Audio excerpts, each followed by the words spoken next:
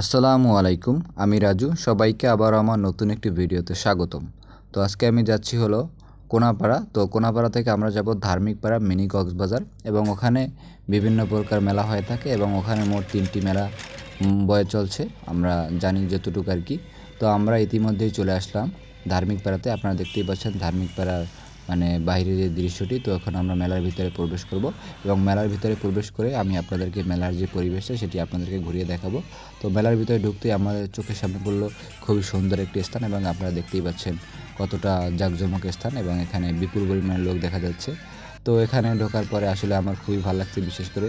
তো এখানে যারা আশেপাশে যে এরিয়া থাকে, যেমন যাত্রাবাড়ি, শনিয়াকড়া, ধলপুর, আশেপাশে বিভিন্ন জায়গা থেকে এই জায়গাটিতে ঘুরতে আসে, এবং এই জায়গাটিতে খুবই স্বল্প খরচে বা খুবই অল্প বাজেটে এই জায়গাটিতে ঘোরা যায়, এবং এই জন্যই এই জায়গাটিতে বিপুল পরিমাণে লোকজন দেখা যায়, এবং খুবই অল্পতে বিপুল পরিমাণে আনন্দ পাওয়া যায় এই জায়গাটিতে এসে।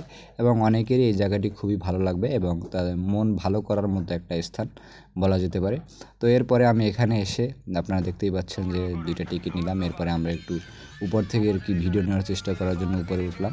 তো এখানে ওঠার পরে আসলে আমার খুবই ভালো লাগতেছিল। তো আপনারা দেখতেই পাচ্ছেন যে কত সুন্দর একটি পরিবেশ আর কি। তো এখানে আসলে যে দিনের বেলা থেকে রাত্রেবেলা যখন আমরা আসি, তো আসলে রাত্রেবেলা ঘুরতেই বেশি ভালো লাগে। আমরা অনেকেই জানি ঢাকা শহরের ভিতরে আর কি রাত্রেবেলা ঘুরলে হয় কি আর কি, দিনের চেয়ে আর কি বেশি শান্তি পাওয়া যায়, যেমন রোদ থাকে না, থাকে না। তো আসলে খুবই ভালো লাগে। তো এরপরে আমরা পাশে আরেকটি যে মেলা আছে ওই মেলাটিতে আসলাম, এবং আপনারা দেখতেই পাচ্ছেন যে কতটা সুন্দর পরিবেশ। সুন্দর বলা যায় কি না, তবে খুবই জাঁকজমক একটি এরিয়া এই ধার্মিক পাড়া যে এরিয়াটা, ধার্মিক পাড়া মিনি কক্সবাজার। তো এরপরে আপনারা দেখতেই পাচ্ছেন যে কী সুন্দর পরিবেশ এখানে। তারপর বিশেষ করে এই যে কাঠের যে নামগুলো ছিল এইগুলো আমার কাছে খুবই ভালো লাগছে। এরপরে আমরা আরেকটি পার্কে এসে এখানে এটার ভিতরে প্রবেশ করে আমরা একটু ভিডিও নিলাম, এবং রাত্র হয়ে গেছে অনেকটাই। তো এরপরে আমরা এখান থেকে বের হয়ে যাব। তো আমরা ইতিমধ্যেই চলে আসলাম কোনাপাড়া।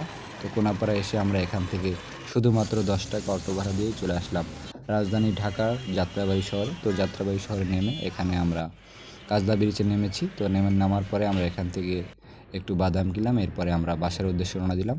তো আমার আজকের ভিডিও এই পর্যন্তই। সবাই ভালো থাকবেন, সুস্থ থাকবেন। আবারও দেখা হবে নতুন কোনো ভিডিওতে।